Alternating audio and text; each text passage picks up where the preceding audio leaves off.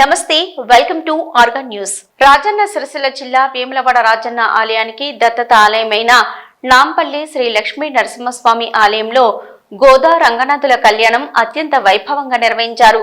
ఈ కార్యక్రమానికి అధిక సంఖ్యలో భక్తులు తరలివచ్చి కళ్యాణాన్ని తిలకించి సేవలు తరించారు.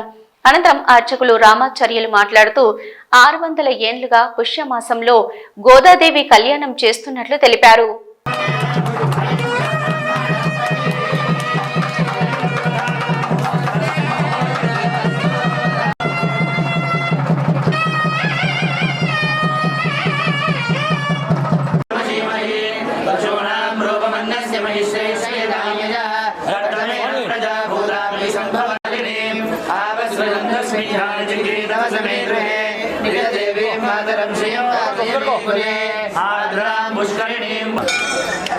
జై శ్రీమన్నారాయణ.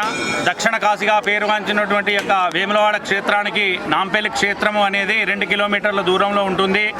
ఇక్కడ సనాతన నుండి అంటే 600 సంవత్సరాల నుంచి ప్రతి సంవత్సరంలో గోదా కళ్యాణ మహోత్సవము పుష్యమాసంలో మరి ఇక్కడ అత్యంత వైభవంగా జరిపించబడుతుంది.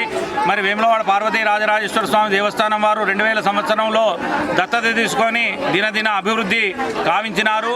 మరి ఈ రోజున అన్నదానం కూడా ఏర్పాటు చేశారు. ఇక్కడ ప్రతి భక్తులు చాలా అధిక సంఖ్యలో వచ్చి ఆ స్వామివారి యొక్క కృపకు పాత్రులు అవుతారు. మరి వెనుకటి నుంచి వచ్చిన సనాతన ధర్మమే ఇది. జై శ్రీమన్నారాయణ.